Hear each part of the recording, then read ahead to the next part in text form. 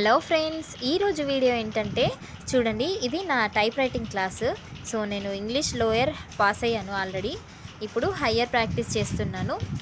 So నేను practice చేసేటప్పుడు మా పక్కన ఉన్న ఒక అక్కయ్య వీడియో తీసిందన్నమాట.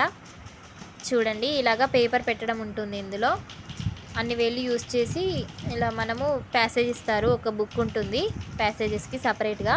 ఆ ప్యాసేజ్ చూస్తూ మనం ఇందులో టైప్ చేయాలన్నమాట. చూసారు కదా, ఇదైతే టైప్ రైటర్. దీనికి మీద ఒక బాక్స్ లాగా కూడా ఉంటుంది స్టీల్ దాంతో. నేనే అది తీసేసి టైప్ చేస్తున్నాను.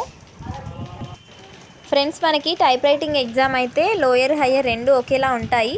కాకపోతే కొన్ని క్వశ్చన్స్ అనేవి చేంజ్ ఉంటాయి అన్నమాట. పేపర్ 1 పేపర్ 2 రెండు ఉంటాయి. పేపర్ 1లో ఏంటంటే స్పీడ్ టెస్ట్ అనమాట. మనకి 2-3 ప్యాసేజెస్ ఇస్తారు. అది మొత్తం మనము 10 మినిట్స్లో టైప్ చేయాలి. 35 వర్డ్ పర్ మినిట్ ఉంటుంది లోయర్ అంటే. హయ్యర్లో 45 వర్డ్ పర్ మినిట్ ఉంటుంది. అండ్ సెకండ్ పేపర్లో ఏంటంటే government memo, government order, letters, official letter, business letter, అలాగా లెటర్స్ ఉంటాయన్నమాట. ఇవి ఎలా అంటే 3 క్వశ్చన్స్ వస్తాయి. ఆ 3 అటెంప్ట్ చేసేయాలి. మనకి పాస్ మార్క్స్ ఏంటంటే 46 మార్క్స్. ఒక పేపర్కి 100 మార్క్స్ ఉంటుంది. ఒక చిన్న మిస్టేక్ అయినా మనకి 2.5 మార్క్స్ అయితే కట్ అవుతాయి. అందుకే ఈ ఎగ్జామ్ అయితే చాలా హార్డ్గా ఉంటుంది. సో మనం ఒక 6 మంత్స్ అలా ప్రాక్టీస్ చేస్తే మాత్రం ఈజీగా గెట్ ఆన్ అవుతాము.